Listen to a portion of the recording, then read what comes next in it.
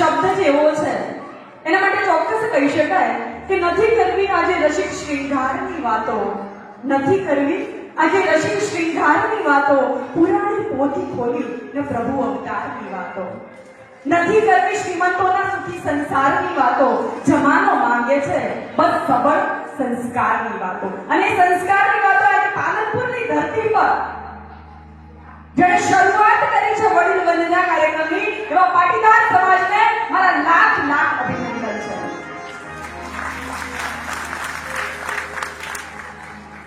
માતા પિતા શબ્દ જેવો છે કે માં કહીએ એટલે મોઢું ભરાય છે, અને પિતા બાપ કહીએ ને ત્યારે હૃદય ભારી થઈ જાય છે.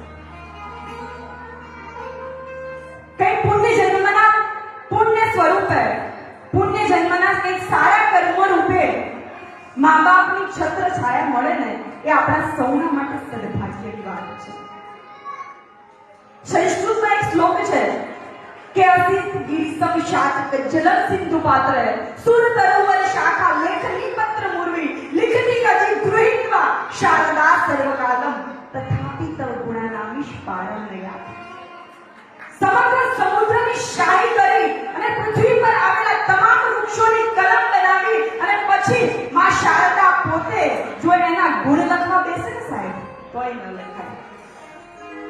મા બાપ વિશે બોલવા માટે દિવસો ઓછા પડે, કવિતાઓ ઘટી જાય, કવિના હૃદયની સંવેદનાઓ કદાચ ખૂટી જાય, છતાં એના ઉપકારો, એના ગુણો અને એના આપણા જીવનમાં જે સ્થાન છે ને એને ક્યારે આલેખી ન શકીએ.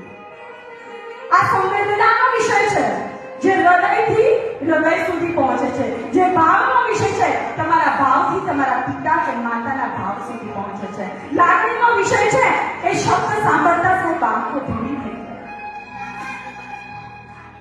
એકવાર એક બાળક સ્વર્ગમાં હોય છે અને ખૂબ ખિલખિલાટ હોય છે. તમને બધાને ખબર છે કે સ્વર્ગમાં તો શું ઘટે, ભગવાન સાથે વાર્તાલાપ કરે છે અને ભગવાન એને કહે છે કે બેટા તારે હવે પૃથ્વી લોકમાં જવાનું છે. બાળક ના પાડે છે, રડે છે કે ના ભગવાન મારે એ લોકોમાં નથી જવું, તમે મને આટલું પ્રેમથી રાખો છો, તમારી જોડે હું કેટલું ખુશ છું, મારે એ લોકોમાં નથી જવું. ભગવાન કહે છે ચિંતા ન કર, મેં તારા માટે ત્યાં દેવ દૂતો મોકલ્યા છે, એ તને મારા કરતા પણ વધારે સુખ આપશે, મારા કરતા વધારે પણ ખુશી દેશે. ત્યારે બાળક કહે છે ના ભગવાન મારે નથી કેવું. ભગવાન કહે છે બેટા તારા આગમનની એ લોકો તૈયારી કરી રહ્યા છે, ઘર સજાવી રહ્યા છે, સપનાઓ જોઈ રહ્યા છે, તું જા. આ વાર્તાલાપ ચાલતો હોય છે, બાળક ના પાડે છે, ભગવાન કહે છે તું જા. બાળક છેલ્લો પ્રશ્ન કરે છે, ભગવાનનો અવાજ ધીમો થઈ રહ્યો છે, પૃથ્વી લોકના કલહાર સંભળાઈ રહ્યા છે અને બાળક છેલ્લો પ્રશ્ન પૂછે છે કે હું એને ઓળખીશ કેવી રીતે, કે તમે કયા દેવદૂતો મોકલ્યા છે. મારે તમને કહેવાની જરૂર નથી, એ બે જ શબ્દો હતા, એક માં અને બીજો બાપ. દીકરાના આગમનની તૈયારી કરે છે, દીકરા કે દીકરી જન્મના વધામણા થાય છે અને આપણે કહીએ છીએ કે દીકરો અને દીકરી એ પુણ્યની લાકડી કહેવાય એમ કે અગ્નિદાન આપે દીકરો ત્યારે માતા પિતાને સ્વર્ગવાસ થાય.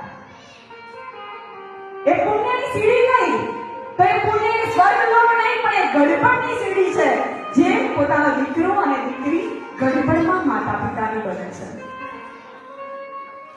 એવા મા અને બાપ હમણાં જ સન્માન સાથે આપણે એમને પકડીને હાથ પકડીને લાવી રહ્યા છે. બધા બેઠા છે, આજે 3 પેઢી બેઠી છે, દાદા દાદી માતા પિતા અને બાળકો. બધાને એક વિનંતી કહું છું, તમારા મિત્રોને આઈ લવ યુ નહીં કહો તો ચાલશે. સવારે પડે ને એટલે તમારા પિતાના પગમાં ઝૂકી, માતાના પગમાં ઝૂકી અને એકવાર આઈ લવ યુ કહેજો સાહેબ. સમય પરિવર્તનનો છે. આ એ પેઢી છે જેને ખૂબ ભૂતકાળમાં લાકડા સળગાવી, છાણા સળગાવી અને તમને રસોઈ બનાવીને જમાડ્યા છે, અને અત્યારે એ પેઢી છે જે નોનસ્ટિક ઉપર રસો બનાવી અને દાદા દાદીને જમાડી રહી છે. તમે અત્યારે એટલે નહીં સાચવો, અત્યારે આપણે જોઈએ કે વૃદ્ધાશ્રમોની સંખ્યા વધી રહી છે. પહેલા વૃદ્ધાશ્રમમાં મોકલે અને પછી મૃત્યુ પામે પછી એના શ્રાદ્ધ થાય. સ્વર્ગલોકમાંથી એ પિતાની માએ એમ કહે છે કે બેટા, મને તારા ઘરના આંગણામાં તે મને સ્થાન નથી આપ્યું.